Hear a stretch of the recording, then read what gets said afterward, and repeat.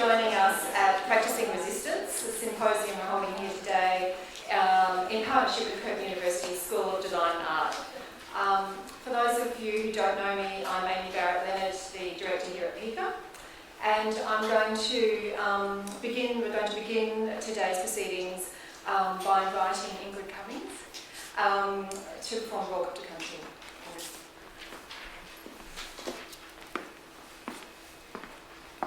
Kaya yan no ngai mutang wanju wanju di chino na puja ngai mutang ngai wirin ngai kolanga ngai mut.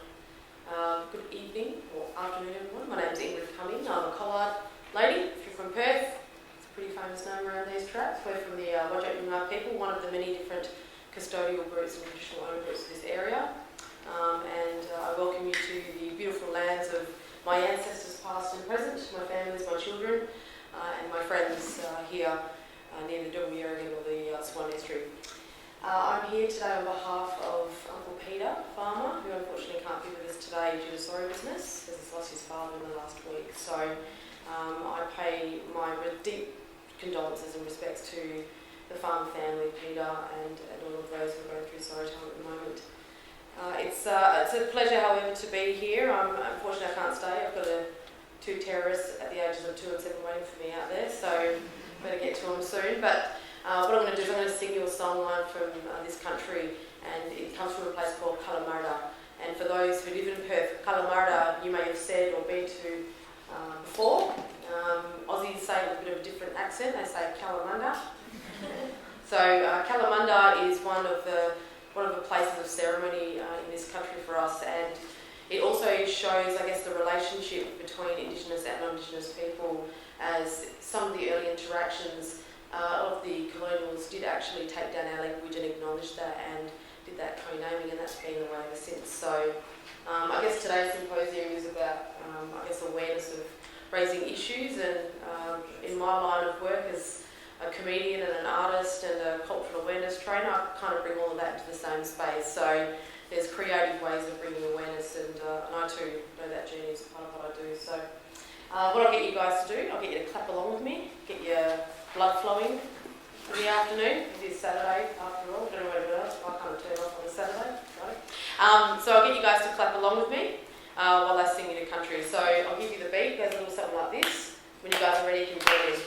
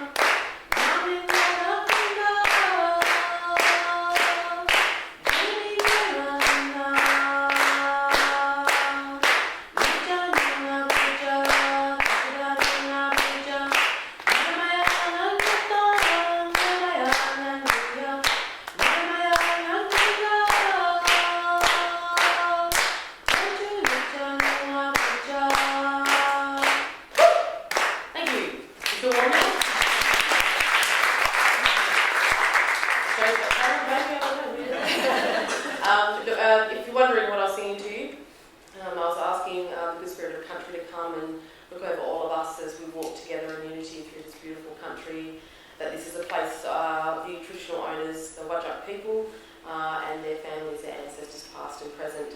The last thing I will say is I pay my respects to my elders past and present, especially the one that we sadly just lost, because without them we wouldn't be able to get up here and carry on the traditions that we do in contemporary times here in our country.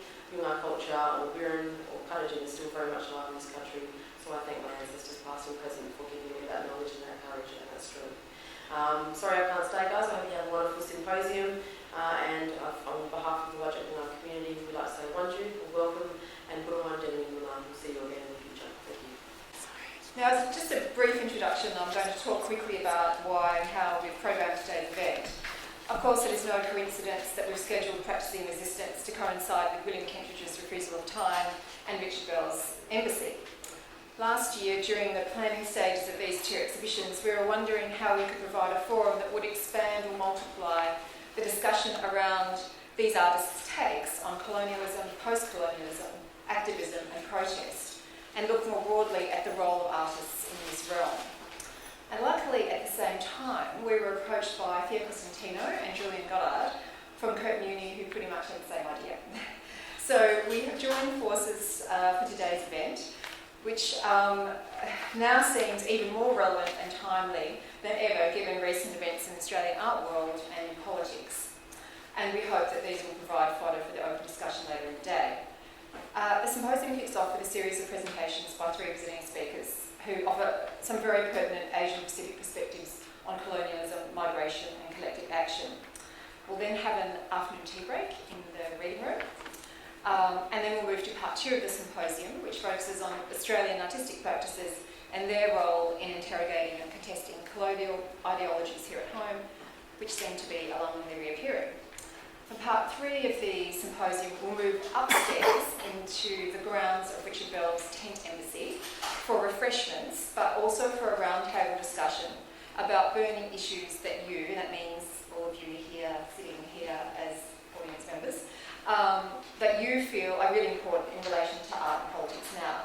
This is a challenge put down by Richard Bell. He demands no less than open and fearless discussion, and he really wants to see his tent embassy activated. Humphrey Bower will facilitate the session, and Richard will raise issues of his own, but really wants others to put topics on the table. So I'm going to suggest that you mentally note or write down any thoughts that come to you throughout the day and bring these with you. Lastly, just some housekeeping. Toilets are through the door to the bar and to the right. The Richard Bell Embassy catalogue has arrived fresh from the printer. It's beautiful. Ready for purchase at reception. And the final thing I just want to say is, in planning today's event, we very much responded to calls for more open forms of discussion, particularly among the artistic community, in ways that are accessible. You will notice that today's event is free. And artist-driven. So we're really interested in your feedback. We'll be sending out a survey via email in the next day or so. So please let us know what you think, what worked, what didn't, how it can improve the next time. It's really helpful to get that feedback. I now have great pleasure in introducing Julian Goddard, Head of School of Design and Art at Curtin University, who will chair the first session. Julian probably doesn't need much introduction. He's very well known here in WA. He's taught at the School of Design and Art at Curtin for many years. I wasn't allowed to say how many. And is, of course, more broadly involved in the art world as an arts writer, curator, gallerist and artist. Please welcome Julian Goddard. Thanks, Amy. I'd also like to acknowledge the Lunar people, the custodians of this wonderful place that we're fortunate enough to live in. I'd also like to acknowledge Peter Farmer's loss and the Farmer family loss last week. I'll be speaking about that a little bit later on. So as the head of the School of Design and Art at Curtin, it gives me great pleasure to support and sponsor this symposium. I'll just like to take the opportunity maybe to put that in some perspective. Some of us here will remember the Australian Region Artist Exchange, but most of you won't. Between 1983 and 1990, Curtin played an integral role in sponsoring and supporting the Artist Region exchange program based in Southeast Asia and the Philippines. This was a really groundbreaking initiative by a group of artists, curators, gallery people in the 1980s that was a very successful exchange of artists from this region and set the agenda for what became the Asia-Pacific Triennale. Indeed, the Asia-Pacific Triennale, which we all know and enjoy so much, grew out of the Artists Regions Exchange. So Curtin has a long history, not only of supporting but also of educational activity in the region. We have active courses in both Malaysia and Mauritius.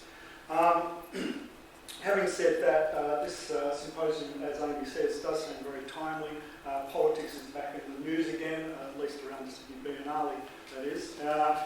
However, I think we need to put that into a larger context in that there has been a return to political activism within art in the last 10, 15 years that could have been seen as being absent in many of the couple of decades before.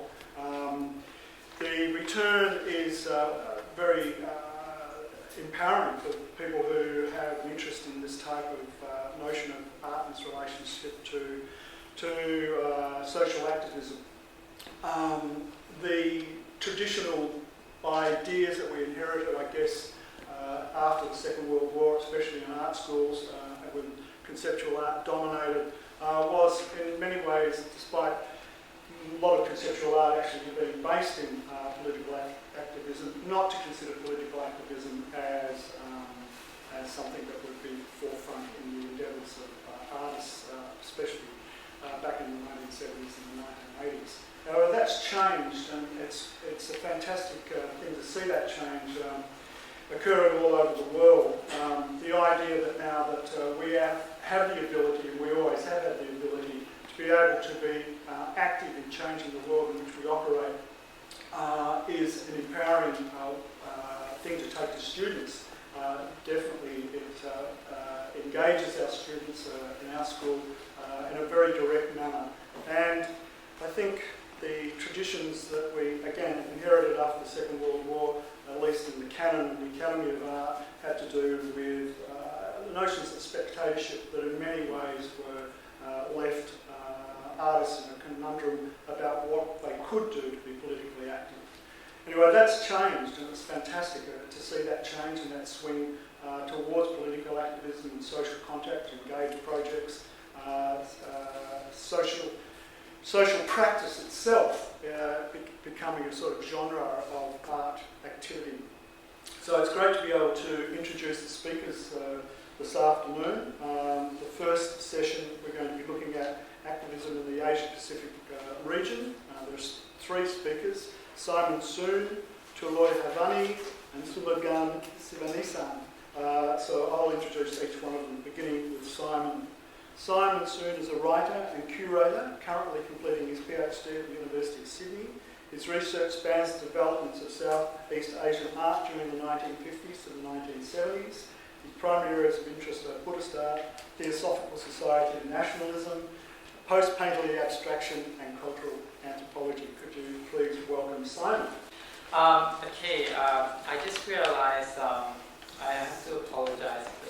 The abstract that's written here is actually a different paper that I've submitted, and I thought that since then I've actually sort of written something else that is more directly related to the overall theme of the symposium today.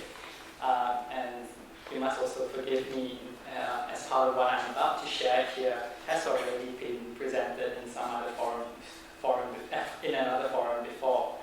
But occasions such as this are platforms that help me think through this question that continues to unsettle me.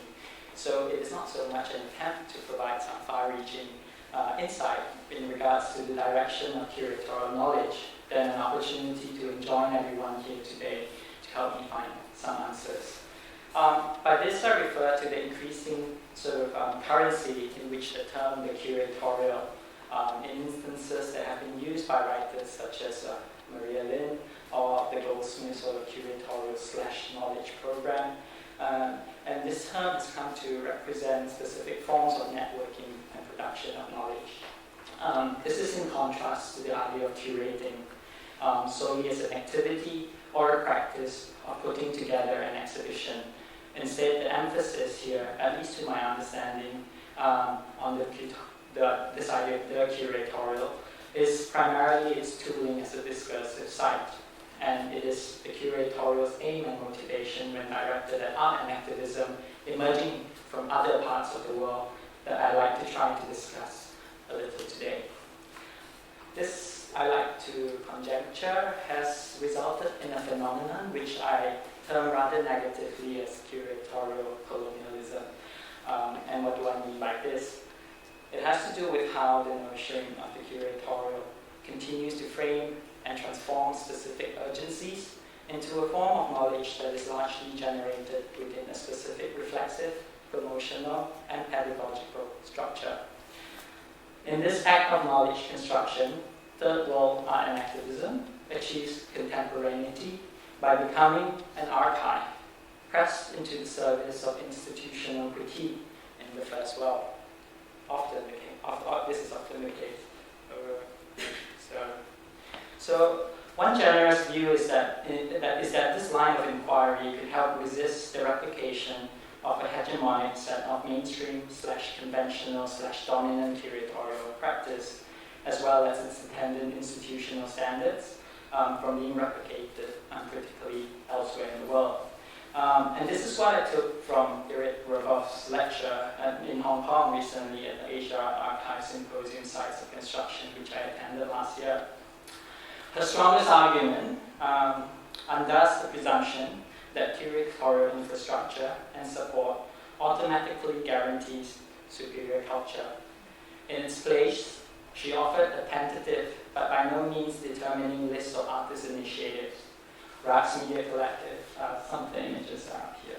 Rags Media Collective, from India, Collectivo, Situationist, Tucuman Ade, Odell Trujesi, Ex-Urban. Initiatives which were different in textures and responses, but which she has labeled under the term art and activism, which also cursorily evoke the local enterprises. In this way, contemporaneity is also framed differently. It is not seen simply as a historical period, but as a multiple sets of shifting urgencies where the relationship with the past is defined by its use value for the present political/ideological struggles and critique. The works of art, collected and abstracted, constitute a collection of practices.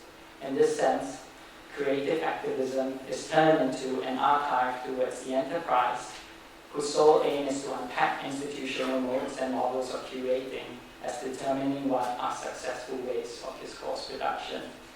So why is all this a little bit unsettling for me? Take something like the recent events in Thailand as an example, since it represents a scenario and a series of evolving and shifting political battle lines that is not entirely black and white. The political situation is beyond the paper, and no doubt others would disagree with me because my sympathies firmly directed against the anti-government protest movement, since I think this is, whether consciously or not, a demonstration of how a certain segment of the privileged and the elite have sought to maintain the status quo by slighting the voice and agency of those majority who have voted in the current government and respecting the democratic process. But that's not what I'm interested in championing here or defining through this lecture.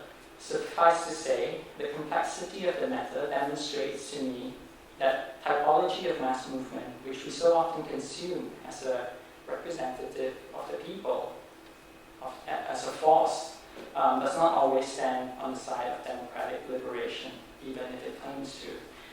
Ironically, just as the anti-government protest was taking place out on the street, right outside the doorsteps of the Bangkok Art and Cultural Centre, at the same time, a survey exhibition, Concept, Context, Contestation, Art and the Collective in Southeast Asia was being held inside it. The exhibition sought to call into discussion art practices that demonstrated, I quote the website, locally rooted conceptual thinking used to actively engage audiences. The exhibition investigates the close connection between conceptual approaches and social ideologies in Southeast Asian contemporary art of the last 4 decades, unquote. So the antinomies between the kind of struggle that was taking place out on the street and the extracted grounds of contestation drawn out inside the gallery space, where social justice calls the artist, activist / conceptual figure into being, cannot be more stark. I'm not simply referring to the show itself, but the very discourse it performs. It draws on the archive of Southeast Asia and presents them as a critique, conjoining art with the collective and arguing for its social relevance against the elitism of a presumably institutionalized form of art patronage, consumption, and circulation that came before what emerged as contemporary Southeast Asian art. For me, it feels as if even as the curatorial has called for circumspection to institutional structure as promising a form of new culture, it does so by turning to draw on very specific forms of political contestation. In the process, it seems to flatten the texture of protest, its motivation, context, and concept, even as it claims to recover these potentialities as strategic archives. Some months before in Singapore, in an art fair no less, I was made to participate in a panel discussion on this very same topic on art and activism. This is something that is, of course, not unprecedented. In fact, I want to relate this to an event that took place last year at Art Basel Hong Kong's talk program, during the launch of the newly published monograph of the late Tan So Choi, the mad graffiti calligrapher, who is better known as the King of Kowloon. But that's not my main story. What piqued my interest was that during the talk, the Chinese editor, designer, activist, curator, Wu Ning, took the opportunity, his name is Wu Ning, he took the opportunity to draw parallels between the King of Kowloon's practice and a relatively young figure in Hong Kong's activism scene, Joshua Wong. To give it a bit of context, Joshua is a kind of a boy wonder. He was 15 years old when he founded a movement called Scholarism in 2011, where he managed to mobilize a group of secondary school students to oppose the moral and national education school curriculum introduced by the Hong Kong Education Bureau. It is a curriculum thought to have introduced a significantly revised history curriculum and recognized by many Hong Kong citizens to be ideologically biased towards the Communist Party of China and the so-called China model, even as under the one nation, two systems sort of arrangement. The agreement was that Hong Kong would retain a large measure of internal autonomy, including universal suffrage, which it does not enjoy, it still doesn't enjoy today. I don't want to go too much into the details of the politics, but I just want to highlight how Wu Ning has managed to connect these two phenomena together. Now, I want to sort of compare this to a statement made by Ili Farhana, a Malaysian writer, activist, who noted some months back on her blog. Up until today, involvement between art and activism in Malaysia is still a rare occurrence. Not to say it doesn't exist, but it is rare. Protests in Malaysia, if compared to those that took place in other countries, lacks colour. It is often about speeches and heated admonition that at the end of the day weakens the momentum of the masses, if it is the only thing that is being offered to the masses. We do not merely ask to be entertained, but to seek the intersection between the artistic/cultural and the mass movement that should come together to bring about change in the country, unquote. So we have, on the one hand, in the Malaysian case, an anxiety that social protest in and of itself is insufficient if it did not have a creative element. Elements are presumed to mean that art could provide a bit of something to the protest, to make it exceed the dullness and tedium of politics. In doing so, not only does it seek to transform the terms of art, it also seeks to, quite naively, if I may add, to rethink politics as possibly more creative. While on the other hand, you have someone like Wu Ning, who has no desire at all to seek out for that creative element or spark within a protest. It's almost as if the entire protest form itself, without creative element, was sufficient on its own terms, and what art or culture, or the sphere we operate within as historians, curators, or artists, what we need to do is to make claim of this discourse. We do not really have to add anything to this space, really, according to Wu Ning. All we have to do is to consume it, to make it part of our own cultural discourse. So I find both examples interesting in its desire to breach this almost unbridgeable gap between the meat of politics and the location of artistic practice within the space. Moreover, we often fetishize mass movement and energies, Egypt, Gezi Park / Istanbul, Syria, Bangkok, and most recently, our attention has turned to Taiwan, searching for that creative sign of life within turmoil. What are we in fact searching for? I find myself following one of the most artless forms of controversies that have visited Malaysia recently. Alvin Tan and Vivian Lee, or known as LVV in in their collaborative sort of output until their recent breakup, was best known for sharing their sex videos online. They also run a confessional there, or the YouTube video channel, that have both made Singaporeans and Malaysians recoil in horror at their antics and their induced. For me at least, the kind of sexual dynamics that takes place between the two of them played out in the open on social media, publicly shared and broadcasted from, in this part of the world, in that part of the world, addressing primarily both Malaysia and Singapore, really makes something like this so much more fascinating and challenging to think about. Now, I'm not going to be like winning to say that what LVV did constitute a kind of cultural practice, if not art, that suddenly needs to be framed in relation to some kind of curatorial knowledge about the contemporary condition or culture of art today. I don't want to colonize what they're doing into our knowledge, whether this is art historical or curatorial, including them in a story about Singapore/Malaysia visual cultural history, or exhibiting them doesn't really seem to do justice to it. What I want to suggest here is the incommensurable gulf between what they are doing out there as a possible space for activism that exceeds what we are trying to frame or discuss here when we try to piece art and activism together. In fact, I want to hold them out as a kind of mirror of the kind of conceptual blind spot on our part to recognize the limits of our field, a field that continues to call itself progressive and still believes to a large part it is trendy, liberal, forward-thinking, yet at the same time, particularly when we look at Asia, seeks out entirely very formulaic and repetitive kinds of cultural production under which we would classify as art and activism. Do we then need to revise the terms of our engagement? Where do we go from here? There is really no new method I like to venture here. I'm going to tentatively suggest what has been understood by most, if not all, curators. Yet this is something that is often held up more as an ideal, more than a necessity or a precondition. That is the primacy of contact. When we sort of privilege context, it calls for anthropology as sustaining engagement, not just as a reconstructive paradigm, and an admission that the other is unknowable, and such curiosity to represent them is entirely defeating enterprise from the outset. It needs to be a genuine unpacking of assumptions rather than navel-gazing at curating as a discipline. The texture of the global is then not so much how many terrains or domains and localities one can bind together through the stagecraft of the curatorial, and what kind of mirror they can serve as.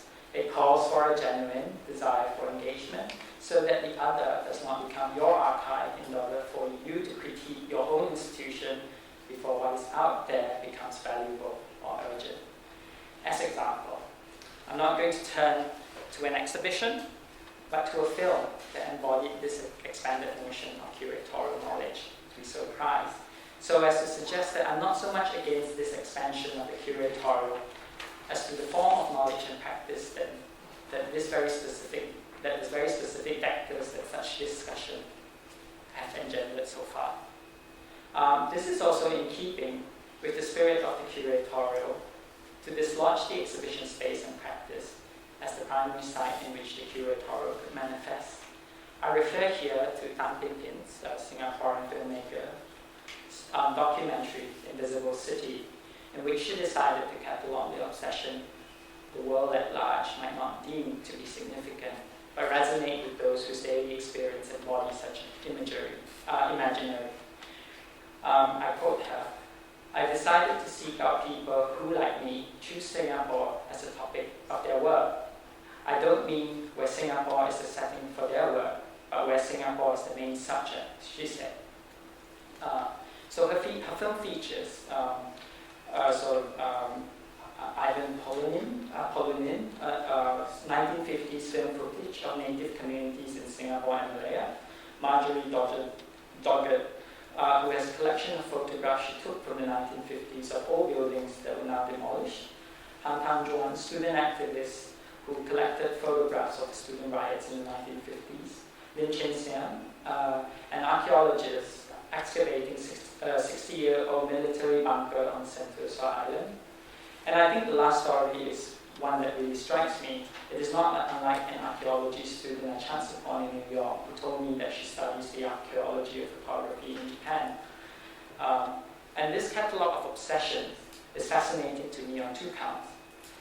Number one, for all our talk of a transnational turn, this has created a blind spot of those committed to specific locality and that concepts of nationhood that still hold special enchantment and possibilities to specific people. It represents a stubborn refusal to be global in rhetoric. Does digging up a 50-year-old Coke bottle in a Singapore army bunker in the annals of archaeology has really any global resonance? I would be brought to tears if I were to read a report of the finds. However, this story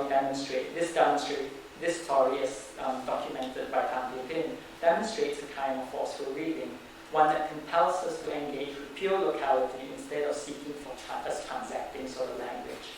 The curatorial as filmmaking is breathtaking in its translation of one archaeologist's obsession, compelling the filmmaker to take responsibility in the way we read the other, instead of abnegating this responsibility in favor of a kind of solipsistic critique of the very enterprise of curating itself. In this wonderful scene where she was interviewing Ivan Polonin, the medical officer who took color footages of native communities in his study of tropical diseases in the 1950s, she was confronted by a subject who returned her curatorial gaze. She asked him, "Can I ask you?" And Ivan replied, "You can definitely ask me, but whether you get an answer is another matter." She tried again. "So, okay, I'll try anyway." And he replied, "Whether you get a satisfactory answer is very much another matter." That was his reply. So this leads me to my second point. The above, I think, demonstrates a struggle on the part of the director to come to grips with her subject. And in that, it also, to my mind, demonstrates some form of curatorial sincerity. In what Tan does, her curiosity does not merely become a catalogue of obsession in order to deconstruct disciplinary thinking, but extends beyond this to manifest and give the very obsession of the subjects a voice in their particularities. It is both reflexive of the medium, in the case of Tan being the documentary film itself, at the same time that it is honestly curious, as it is honestly curious through which ethical sympathies is connected to a subject. So too, I think, should the curatorial. Thank you. Thanks, Simon. We'll have questions after the three speakers concluded. The next speaker is Taloi Havini. Taloi is an artist, founding member of the Pacific Black Box International, representative of Bougainville Women for Peace and Freedom, the BWPF. Taloi is a descendant of the Nakas clan from northeast of Bukak Island, autonomous region of Bougainville. The collaborative exhibition, The Blood Generation, held in 2009, was a photographic exploration of the continued impact civil war and mining has on the youth of Bougainville. Please welcome Taloi. Thank you very much. I too would like to firstly acknowledge that we are on Aboriginal land and I pay my respects to elders past and present and future generations. So what is the blood generation? I get a lot of people asking me that, and I get a lot of people asking me, where is Bougainville? When I first came here in 1990, I got a lot of laughs. I found out quickly what a bogan is, but actually I'm not from the western suburbs of anywhere. I'll show you where Bougainville is. But basically, it's a label that was given to all children who were born into the war. From 1990 onwards, in Bougainville, there was a long sustained conflict. And I'll go into that. But this is the first exhibition in light we did. Myself being the artist and photographer being Stuart Miller. We collaborated on a series of about 20 very large scale portraits of this tribe of lost children. My father's generation. It's a term of pity, but I wanted to go back and explore actually who are the people behind the Black generation, and also put the brief to photographer Stuart, who is a white male Australian photographer historical representations of my people or where I come from. And I also wanted to make them bold, and the people defiant, showing resilience, and really taking that hero shot to the absolute extreme. And so we chose my uncle, this is my Uncle Gregory, or Gory, as the hero shot. And he was quite happy. Apparently he got a wife out of this, so I was happy for him. For those of you who don't know, Bougainville is actually the largest northernmost island of the Solomon Island archipelago. That's the island right there. I'm not sure if you can see the mouse. Yeah. So we actually identify ourselves as being from the Solomon Islands, Solomon Island archipelago. As we had it, colonial powers came through and annexed us from Solomon Islands to British ownership and clumping us with Papua New Guinea. And here's on closer satellite Google Map view. Arawa here is the town, the main town, and this is the big Rio Tinto Australian mined copper mine that is situated around here in the middle. And during the times of the mining back then, they had very poor waste management systems and just dumped all the tailings into a massive valley, carved this valley out, which, as well as up here, used to have beautiful valleys, as you can see behind, and sacred mountains and people living there. They did that down here in the Java River. And back on the map, you can make out that there is a white stream. That's that Java Valley there. So I'm just going to show you a quick 3-minute video that really lays the context about how we came to be fighting a war.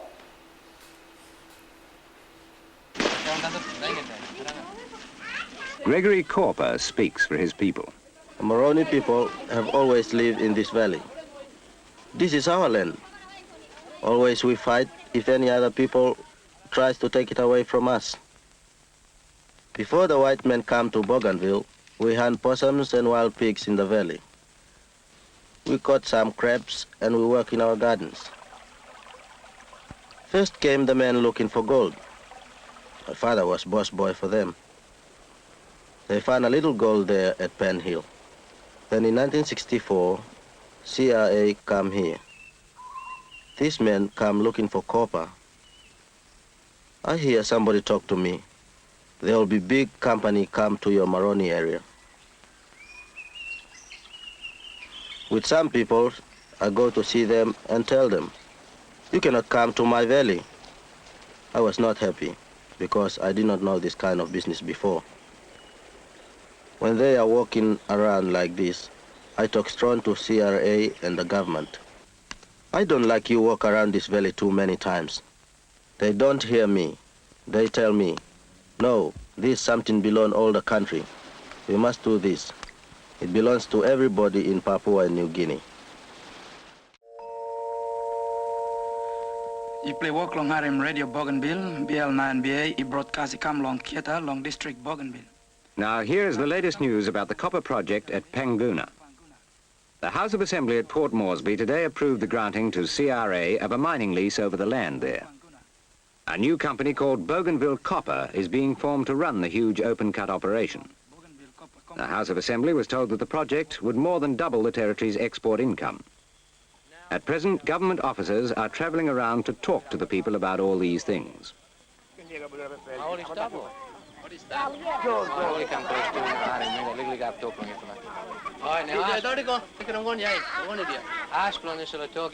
Now before me talking you along, so company here, CRA come inside long. Look, Sally long. He got copper or no got? Now only finding he got copper, now only walk long finding copper enough long get up in big full of business or no got? No got. Oh no matter I no moroni. Now one Moroni back up or say one. Ah yeah, back up moroni. No one. It didn't surprise anyone that the Maronis were angry over the land situation. It's not just a block of dirt to them, it's part of them, body and soul. Their whole social system is based on land. The land is owned by the ancestors now dead, the present occupiers, and by the unborn generations to come. The occupiers have rights to use the land, to lease, but not to destroy it. From as early as 1966, we've been telling all the villagers as much as we knew of the project and tried to put them into the picture as to the future developments. It was difficult even for us to envisage what was going to happen. You can imagine how bewildering it must be for the Maronis. So that's a short excerpt from the film called My Valley's Changing, and it was made, we call it a propaganda film. I think it was sort of showing the local impacts that we make on local people, but also trying to educate about big change, and change is good. So really this collaboration that I wanted to go into with Stuart and also community was an interesting mix of sort of revisiting contesting sites or delving into past wrongs and navigating all those generational experiences as well. This photo here reported in 1969, I think, from the Sun Herald, but there also there were ABC film crews there as well. I'm finding out in my research who documented a lot of the protests. It's not many photos, but this is the type of protests that weren't being reported, and the mine went ahead. And it's important to show this because something about Bougainville that not many people are aware that we come from a matrilineal society where land is passed down through women and also through our maternal uncles. So as soon as the surveyors or geologists would put down the survey pegs, the women would come and pick them back up again. And then you get the police coming in and tackling them. We also had instances of, or stories of, the mining trucks when the mine had been built. And as you can see, it was in full production. And it really did export, it actually did double, as they say in the film, Papua New Guinea's export income. And it funded their independence in 1975, which the Whitlam government granted independence. And with that came a lot of the riches from Bougainville. But we never seceded sovereignty, and we have always wanted our own form of independence. And that's sort of why I was interested in this generational experiences, because this is very much a generation of my father who fought. He was working at the time as speaker for the government, the local government. But his heart was in the independence movement, and yet the local Bougainville men had mobilised an army, basically, and started to steal the mine's explosives and became quite militant. And they blew up the water towers and the town supply of electricity, and basically forced all the miners to leave. So all those expats from Australia and New Zealand were packing their bags and on the planes out. I'll put the links up there, but I won't bother going into them. But they actually, another bit of propaganda, they're still waiting. The current situation is that after stopping in 1989, they still have shares and they still have leases and they still want to come in, and they've got a new website I've just seen. And it's quite interesting, I find, because it does not reflect currently what the people of Bougainville feel on the ground. I've got these images now. They look very dark here. But this is the beginning of the Blood Generation series, and this is really the focal point. There's about, as I said earlier, about 20. And this is Sammy, who's standing defiantly against the truck. And in many ways we wanted to, and as she is a descendant of the women and the clans from that area, we talked about how we would make this image come, or we decided on a triptych really, so they're quite large. And this is in reference to a lot of the women chaining themselves to the trucks early in the morning before the expats would come to work, and the expats actually couldn't work because the women had chained themselves and their babies to the pit shovels. So I think being the only Indigenous country or people to ever stop the mining company from operating, it can seem like a very proud thing to say, but really comes down to the fact that land is our life. It's a matrilineal, it's a custom, it's a right that we inherit. In many other parts of Oceania, it's very patriarchal and hierarchical, but in Bougainville, we inherit land through the women, and it's more consensus driven, and that's why women weren't afraid to be on the front lines and fight.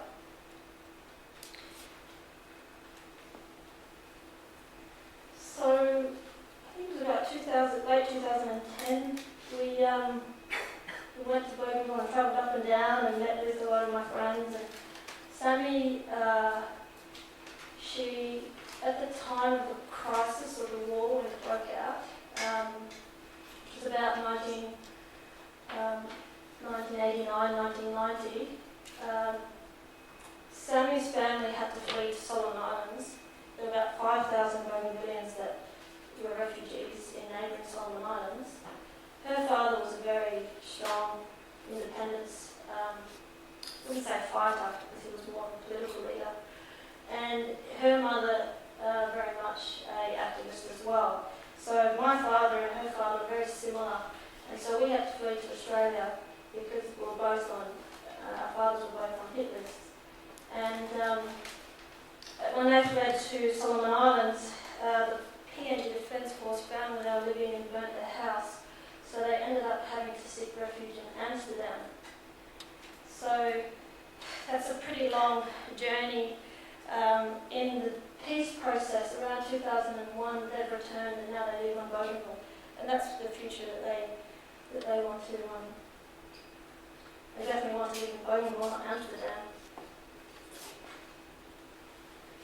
So we went to the mine site, and it's very dramatic, and they're very highly stylized, but there really was a storm coming. It's very tropical. You should, if you go up there, go in the morning. By midday, the mountains attract all the clouds and it starts to rain. And in the distance, you can see landslides just covering those massive mine trucks. I'm not sure if you can get the scale of it here looking at the photos, but if you know anything about mine sites, those trucks can be as big as 2-story buildings. So it's quite a huge, massive hole there. So this is Russell in the mine. Russell was a young boy, I guess, when it started, and he's sitting like that. And I kind of said after talking to him, said, "Oh, actually, don't turn around." Sounds mean, but the way he's sitting is very much a typical young sort of Bougainville lad, how he would sit and watch, and that's many of what the Blood generation. The young people got recruited to do is sit and watch and do surveillance and find out where the PNG Defence Force were coming in, and then there would be little runners to the armed men telling them where they were. So they were recruited. And Auntie Lucy Madoy, who was part of the Women's Federation back home, she says, "For survival and to protect our families, it is true that many of our children took up arms and fought in the war.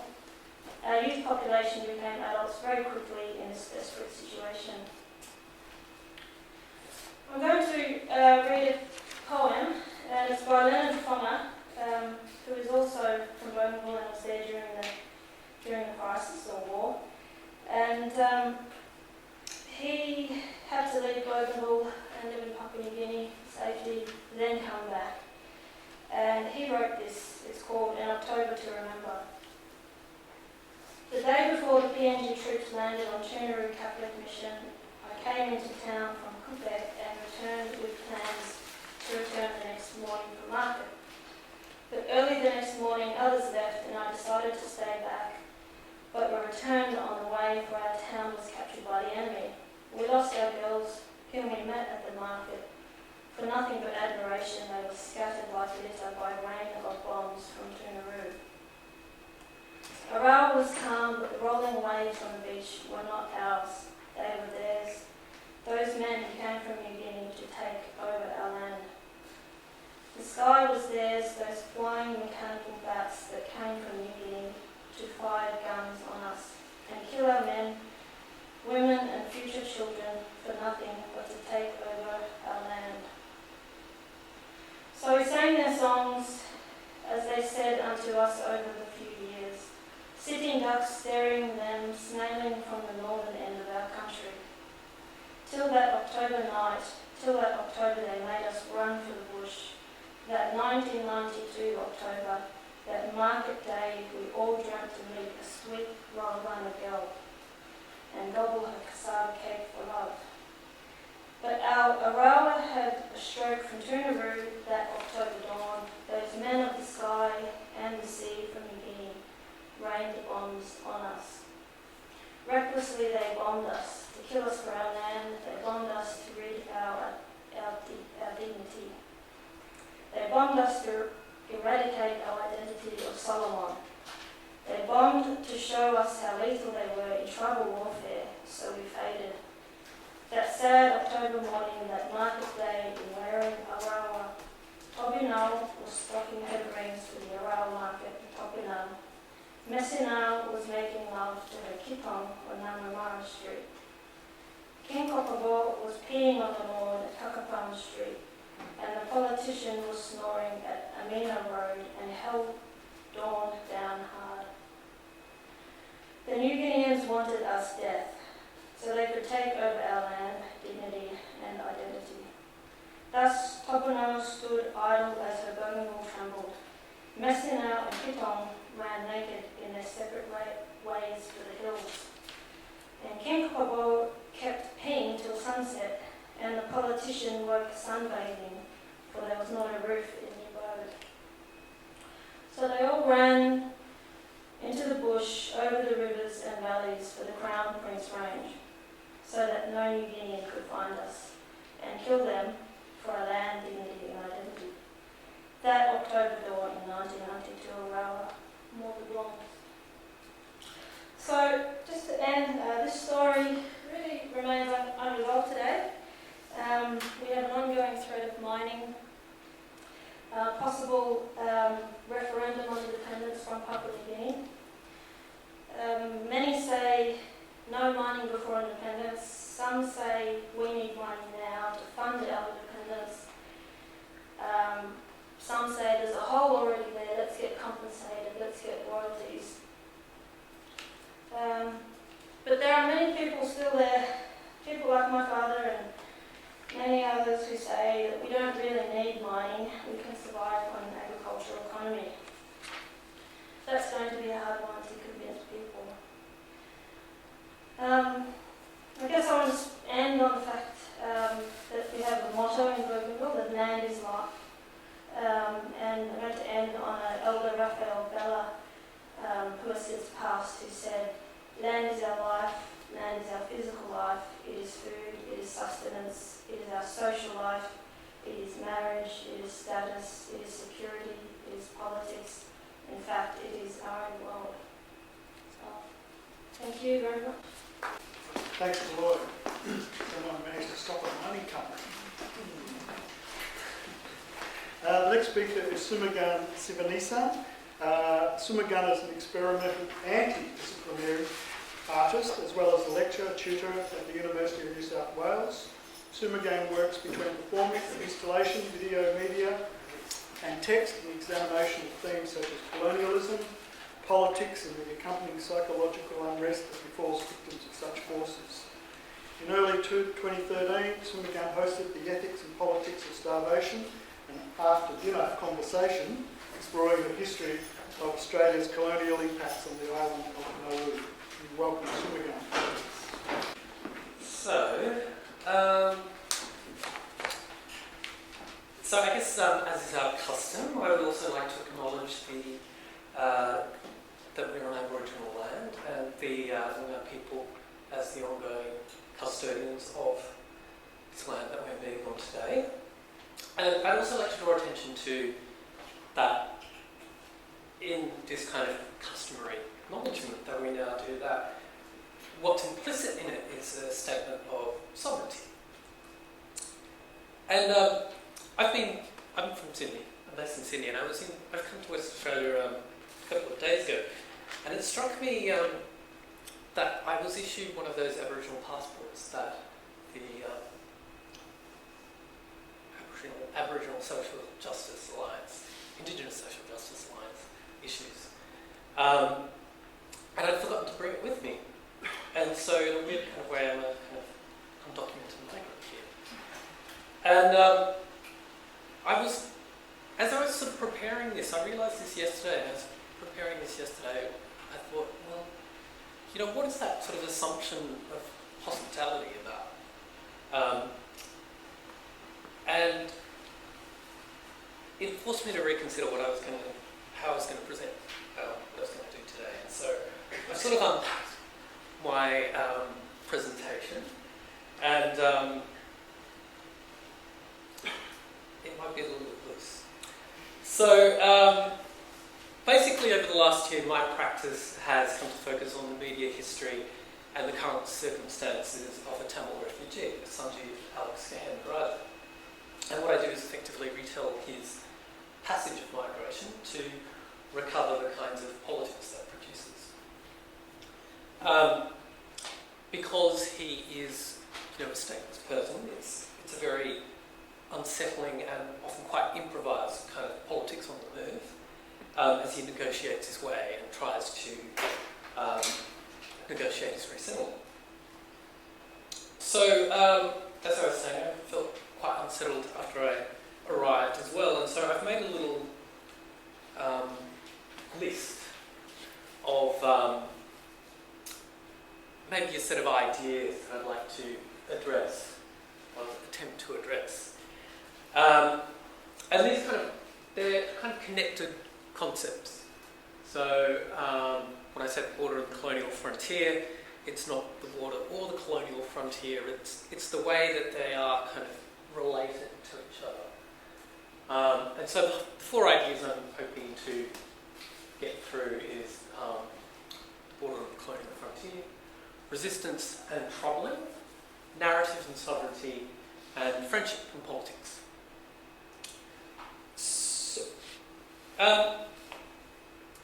So in the aftermath of the war in Sri Lanka, which is in 2009, Australian authorities were expecting an exodus of Tamils and a sharp increase of boats to appear on the nation's horizon. In October 2009, a small wooden cargo ship carrying 255 Tamils was detected by Australian authorities near the Sunda Strait, which is between Sumatra and Java, and as you can see is a well-established route to Australia. And Christmas Island is just about south of Java, not very far from there. The KMJ of Surrey 5 was founded in international waters and was towed back to the port of Iraq, which is just up near where it says Bantan Point. And it was towed back by the Indonesian Navy at the request of the Australian Prime Minister at the time, Kevin Rudd. And upon arriving in Indonesia, the asylum seekers refused to disembark. At a dockside press conference, an asylum seeker who introduced himself as Alex made himself known amongst journalists. With his command of English and his raw and defiant charisma, Alex became an unofficial spokesperson for the Tamils on board, and easily recognisable with his thick bushy beard and some say beset with Moses delusions. He was seized upon by the international Tamil community, who urged Alex and his people to stay on board as a political spectacle, initiating a standoff in Iraq that lasted for over 6 months. soon emerged that Alex was not simply an English teacher from Jaffna, or nor did he have an MBA, as he'd initially told reporters, but had a much more complex history, including a misspent youth and a criminal past in Canada, for which he'd been deported. Regardless, or perhaps because of his colourful past, Alex remained popular in the press. And in particular, he developed a rather close rapport with the journalist Stephen Fitzpatrick, who wrote much of his story for the Australian newspaper. The journalist collaborated with the asylum seeker to smuggle a laptop on board the boat, Cloak and Dagger style, and soon enough Alex had set up a Facebook account, began fielding emails, taking interviews and conducting tours of the boat over Skype. It was a very brief encounter with fame in which he amassed supporters and detractors alike. However, as the details of Alex's past came to light, he became less of an interest in the town cause and more of a concern for those on board the boat, who feared being tarnished by his negative reception. And following several attempts by Indonesian authorities to arrest him, Alex decided it would be best to leave. So one night in March 2010, he swam from the boat and jumped the harbour wall and took a motorcycle to Jakarta. From there, a friend helped him board a flight to an island near Singapore, and after hiding out for 2 days, he boarded a twin-engine boat along with 50 others. They alighted at the Malaysian Peninsula, and then the group trekked through the jungle for another 2 days before boarding a bus to Kuala Lumpur, after which Alex disappeared.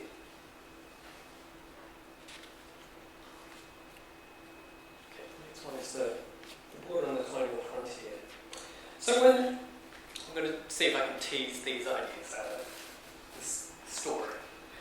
So when the Merak standoff eventually came to an end in April 2010, the 200 or so asylum seekers that had remained on board were interned in an Australian-funded detention centre in Tanjung Pinang, but only after Australia had placed a freeze on processing claims from Sri Lanka. The Rudd government then sent a special envoy to Sri Lanka and pledged millions of dollars for rebuilding and development to stem the flow of boats upstream. And eventually Indonesia also revised its immigration laws to criminalise people smuggling. Through such funding and economic incentives, Australia exports its domestic politics of detention to effectively expand its borders regionally. And so, with particular reference to Madison Nauru right now, this economically enabled expansion of the border can also be read as an extension of the penal colony. The development of this internment industry has implicated a diverse range of institutions and organisations, including superannuation, public transport, as well as art and cultural institutions. And that's what the descent over the Biennale in Sydney has been all about. So it indicates how these everyday exchanges have become entangled in a practice of the border that threads relations both home and abroad.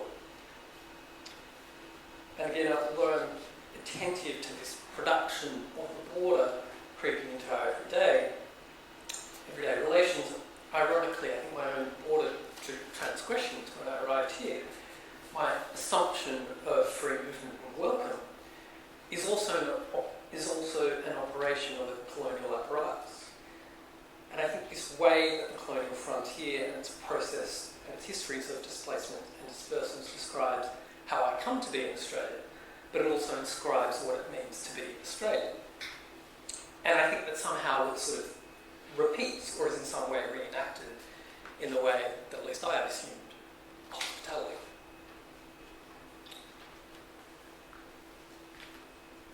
Resistance and troubling. So Alex is he's neither the victim or a villain. Rather, he kind of performs both of these roles, but he kept slipping out of these prescribed categories. So, for example, when during the standoff, the government of Sri Lanka claimed that the boat was harbouring terrorists, he replied that if there were those on board who were considered terrorists by the government of Sri Lanka, government that they felt was persecuting them, then surely that would only strengthen their claim for asylum. In another statement cited in the press, he claimed he would hold the governments of Indonesia and Australia personally responsible for the murder of his wife and children if they were unable to escape Lanka. And this is, quite a naive or audacious statement, claiming justice or the right to justice, regardless of being stateless, so having no state to claim this right from.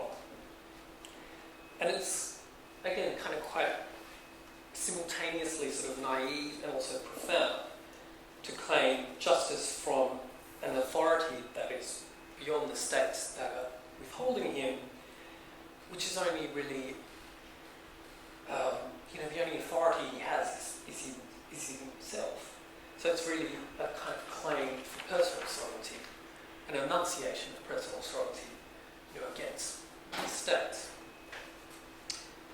Savendri Herrera describes the Waterscape, who's a Perth-based cultural theorist, describes the Waterscape as a shifting and conflictual zone from which new relations, practices, possibilities and forms of connection may emerge. Indeed, as a figure that came to characterise the Waterscape, Alex used the media to connect with an international audience, offering them unprecedented access to the refugee experience. So through Alex, the border might be approached not only as a site or a zone, but as a condition that compels its subjects to behave and perform in a particular way. As neither victim or villain, Alex might then be understood as a troubling effect of the Waterscape. So Alex's resistance is in some way standing firm, so the collective standoff at Merak. But his fleeing of that circumstance and his sort of ongoing negotiation is this tumultuous kind of churning as he tries to negotiate his path and so attempts to articulate himself.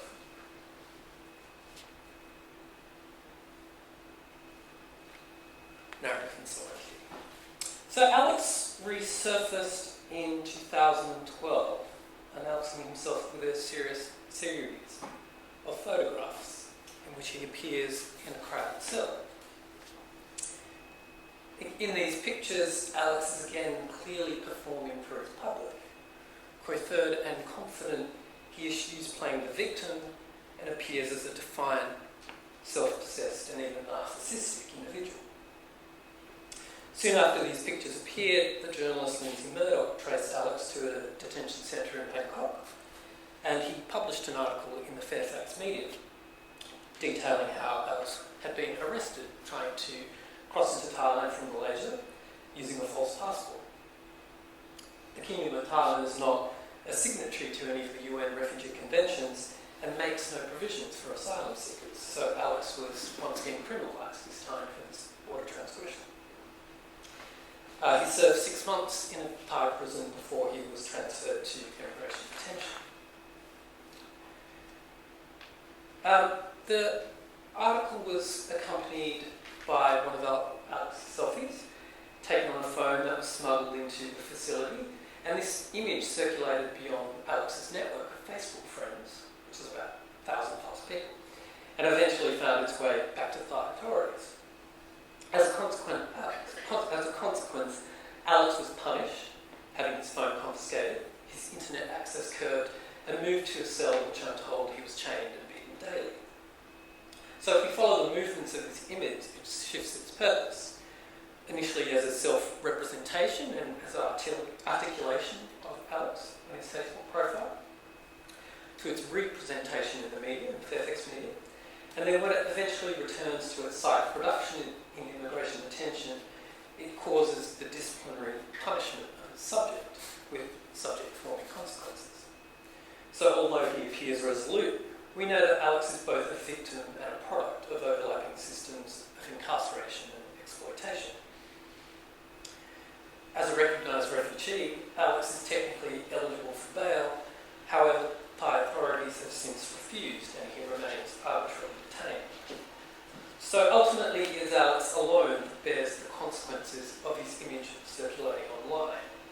We might even say that he's a victim of his own self-image. So as a detainee, he's made subordinate to the state and a series of border regimes that exclude him from the public and also prevent him from articulating himself to his friends. This system renders him an object, it dehumanises him as a detainee, who must be kept alive, but also kept out of life, effectively controlling Alex's life story and also his power to articulate it.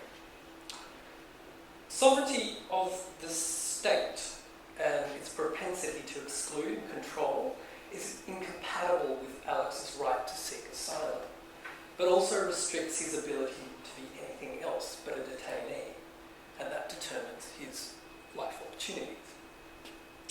And I thought I'd just put up this quote by this philosopher, Philip Cole, who again links this notion of narrative and the ability to articulate one's own life story to sovereignty.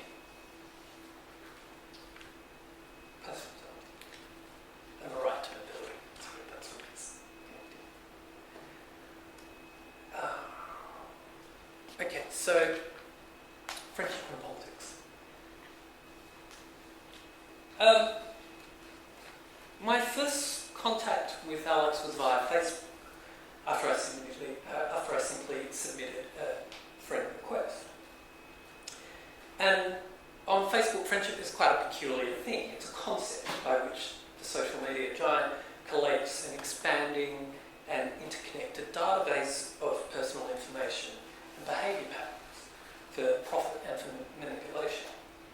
Here, the accumulation of friends is not only part of the participatory play, but is also narcissistic, entrepreneurial, and even predatory.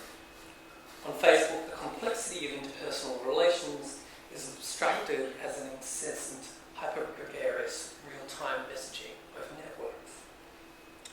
So, seeking to develop our Facebook friendship even further, last year I travelled to Bangkok to meet Alex face-to-face. Over a series of visits to the detention centre, I came to recognise that our relationship was propelled by obligation and exchange.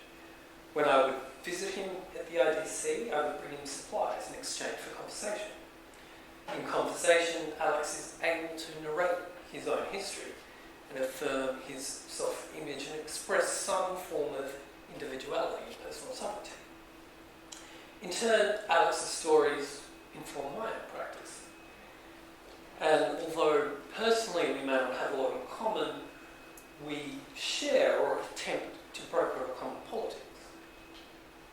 In a significant gesture of friendship, he entrusted me with this very thick, dense document that constitutes his application for a US visa waiver. And it contains his letters of appeal, a range of professional and personal references, his crime sheet and his qualifications, alongside a range of media appearances and reports. He asked me to make a copy of this document and deliver one to a refugee advocacy group in Bangkok, and to keep another to assist with his appeal, however I saw fit. So I put it in an art gallery.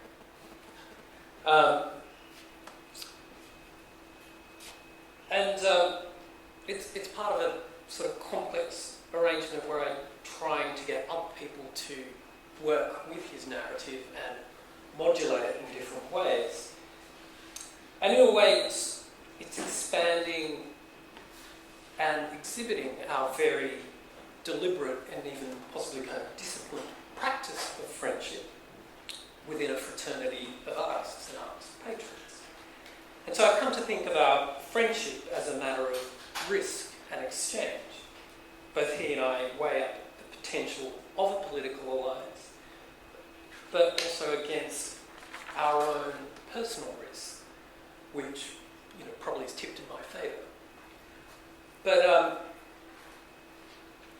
and although we may share a common politics, it's always problematized by this expansion of it that occurs in a context or out of his control. and particularly in a context that he's unfamiliar with and in which he has no say. He has no way to respond to even what I'm telling you now. It's all done in a kind of good faith. So, I guess being acutely aware that our resistance is also part of a troubling effect, in that it may not easily fit into any of these prescribed narratives, like Alex is not a villain or a victim, and what we're doing can't really be fit into a particular role or a particular cause that can be championed. And that's all I have really to say about it. But I think the thing that really hangs over everything that I wanted to say was around this assumption of hospitality. And I think I want to be able to think about that more, maybe. Why do we assume that? How do we assume that? How do we perform it? Thanks.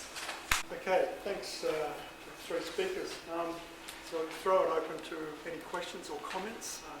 Anybody like to ask any of the speakers a question or make a comment about what they've spoken about?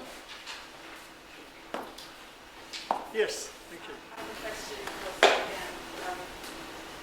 Will you continue to have contact with Alex? Yeah, he disappears over time, so he just disappeared recently again. He moved to a different presenter center. And there are like a circle of, an inner circle of supporters that I'm in contact with. And I didn't really go into his whole story, so it's really sort of complicated, like his ejection from Canada and how that happened. So there's a lot of this work that needs to happen.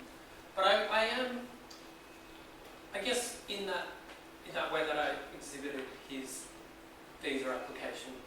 And it's quite amazing, because a lot of it's handwritten, and there's a lot of effort in how he's trying to present himself with and against the narrative that's written around him. And in a way, I'm also trying to get... So that work was actually a sort of songwriting workshop, where I asked for these different musicians to use his visa waiver application as a source book.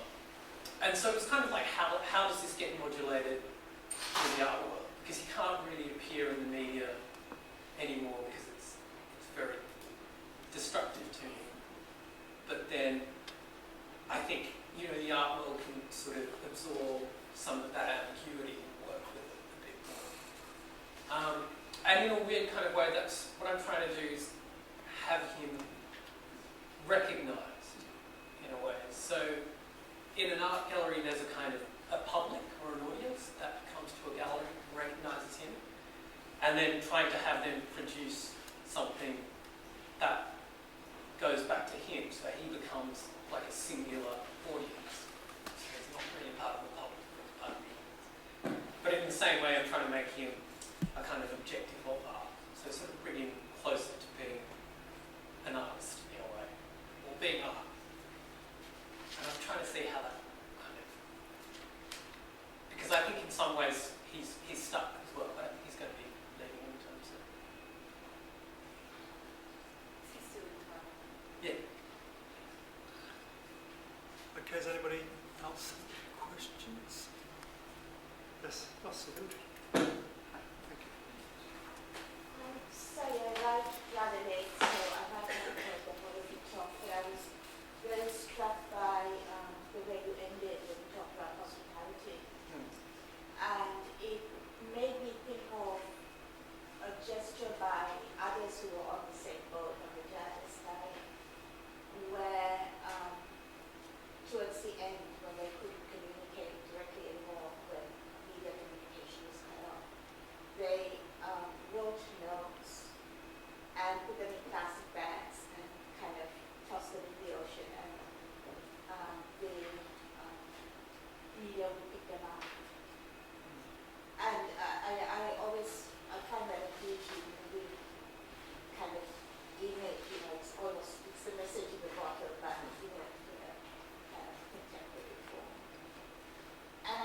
this idea of this figure stuck in jail, and we don't want to romanticize it, right? No. But this idea of this man who's in this confined space, but is kind of using these various methods of connecting, communicating. And so I really kind of like this idea of the visa application going out in these various forms, being recycled, recirculated in different ways. Yeah, I like to think about this because there is this thing too that I was just thinking about when I mentioned before that when he, you know, when he claims to hold the Indonesian and Australian governments to account, you know, who's the authority that he's appealing to? And during that time too, it was always framed to be at this international community, you know, this vast kind of global, you know, whoever they are. And I think there's something interesting about, you know, this visa applications to the US. It's directed towards, you know, what he imagines the US is going to want. But again, to sort of go out to a wider, I mean, I don't know if our community is really global community as well, but it's globalised in a way. So, but it sort of goes out to a different audience, I think. Maybe sort of continues the work that he started, and what that then started to produce. I think that's kind of what I committed to. Michael? Yeah, just was thinking again about the latest, the Alex saga. Yeah. How, just by chance, it's one of the few times that I can remember where we actually had an asylum seeker trying to come to Australia that becomes, well, you get to know him as a person, although with a lot of self-recreation on his part, there's self-mythologizing and intention. And because, I mean, obviously, one of the main strategies of the Australian government has been to prevent this from happening by not allowing images of asylum seeker or interviews with asylum seeker to protect their own privacy, because we know the most thing the asylum seekers are worried about is protecting their own privacy.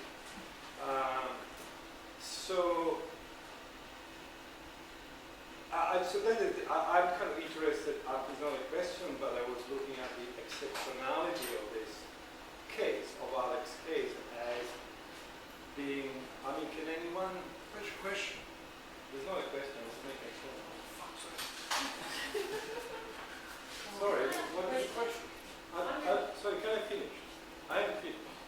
So I was thinking that what interests me in this particular situation is that, I mean, I don't know if that was, if you want a question, I don't know if that was part of your intention was to highlight the fact that we don't usually get an opportunity to kind of face a kind of an asylum seeker as an agent and as someone who has a narrative that be that, you know, self-mythologizing or not.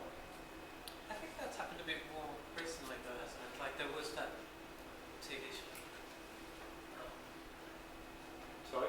There was that TV or where you came from. I don't watch TV. Things like that. Yeah, there certainly has been more, and I think Dateline and things like that have also done a lot of that kind of work now. I think it was just sort of unprecedented at that time, and I think even that notion of the Waterscape has become far more intense as well now. So I think that was maybe an unprecedented moment, but I think it's gone much further along. Yeah. I just want to ask Simon one question. Though, Simon, the two narratives that were presented by Taloi and Sumugan, in terms of your earlier statement about the archival practice of curatorial work, how would you stop this from being archived, to use that term that you, these practices? Because to me, that I agree with you, that would be lessen the effect of what we've experienced. No, I mean that sort of response really came from an an attempt to sort of think through a program that a few of my friends are sort of going through. It sort of goes primarily coming out of process, which is which they call it curatorial knowledge, and what it introduces is a very specific type of reading that is sort of predicated on this notion of trying to reconstruct what the institution of the curatorial can possibly is about without actually sort of offering an alternative kind of set of practice. And to be honest, I haven't really thought through it that extensively of how we are able to sort of frame these things properly. But in terms of what, sorry, did I pronounce your name correct? Taloi and Sumu have been sort of like presenting today, it does seem what they've been doing is are basically practices that are very sort of really committed to those sort of contexts, and that is that might be sort of trajectories that are quite different from what I talked about in terms of how it was framed. So don't. Yeah, I don't know. I don't have the sort of specific answers to that. Sorry. That's good. That's good. I haven't really thought about it. Yeah. Well, can we possibly end, if you don't mind, I'd like to respond to Taloi's talk, which I found absolutely moving. And I just had one question for you. How do the people that are involved in the project feel about ownership of that project? It seems to be that there's a really strong engagement. Yeah, and I guess I didn't touch on that, but definitely Stuart Miller being my cousin on my Australian side, I was very conscious of all photographers coming in at that time, being very journalistic, being very male from the outside, and I said to him from the start, this collaboration is going to have to be directed by me, and my relationships with these important people, they're obviously subjects as portraits, sitting portraits, but there's no need to treat them as that. And so the whole process was really about informed prior consent and talking to people and see if they're okay with it, participating in it. And on the whole community were like, why? Why do you want to photograph them? We had elders say, why don't you want to photograph us? And they were like, no, we just want to concentrate on these guys. And then we'd show the photos back and give prints back, and we had kind of little mini showings. There are no galleries or institutions there, so we formed our own little exhibitions and gave them copies and said along the way that I will be taking this to contemporary art spaces in Australia and beyond, and possibly publication if you don't mind. And they were totally cool with it. Because I do come from a bit of an activist family, spreading word out in art spaces to audiences that would never otherwise hear the stories. Everyone was kind of on board with it. Okay, on that note, we'll have a break and come back just after 3 o'clock. Thanks everybody. Can you thank the speakers once again?